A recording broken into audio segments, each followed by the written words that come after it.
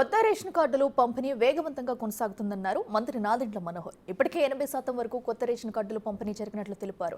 ఈ నెల 15 నుంచి చివరి విడత కార్డులు పంపిణీ 9 జిల్లాల్లో జరుగుతుందన్నారు. ఇక కార్డుల పంపిణీలో కొన్ని పొరపాట్లు ఉన్నాయని తమ దృష్టికి వచ్చిందన్నారు.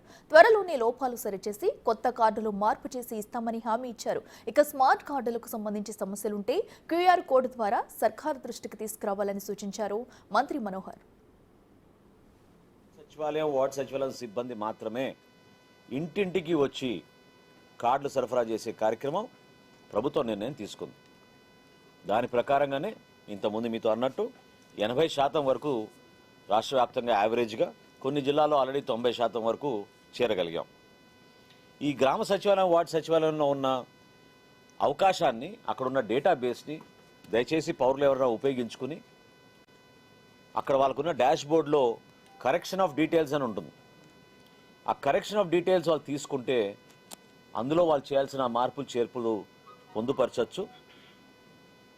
15వ సెప్టెంబర్ కల్లా, అంటే ఈ నెల 15 నుంచి మేము చివరి విడత ఈ 9 జిల్లాలు కూడా మేము కార్డుల పంపిణీ చేయబోతున్నాం. కాబట్టి 31 అక్టోబర్ వరకు మీకు ఎటువంటి మార్పులు చేర్పులు ఉన్నా దయచేసి మీరు చేయించుకోండి. 31 అక్టోబర్ వరకు రాష్ట్ర వ్యాప్తంగా మీకు అందిన కార్డులో ఎక్కడైనా పొరపాట్లు ఉంటే దాన్ని మీరు చేయించుకుంటే ఆ కార్డులు మేము మీకు ఉచితంగా మార్చి ఇస్తాం. మీకు మా సివిల్ సప్లైస్ డిపార్ట్మెంట్ నుంచి ఈ కార్డులు మీకు ఉచితంగా మీకు సరఫరా చేసేటట్టు మేము ఏర్పాటు చేస్తున్నాం. వచ్చే వారం నుంచి గ్రామ సచివాలయం వార్డు సచివాలయమే కాకుండా ప్రభుత్వం నిర్వహిస్తున్న స్మార్ట్ గవర్నెన్స్లో భాగంగా మన మిత్ర యాప్లో కూడా దీన్ని పొందుపరుస్తాం.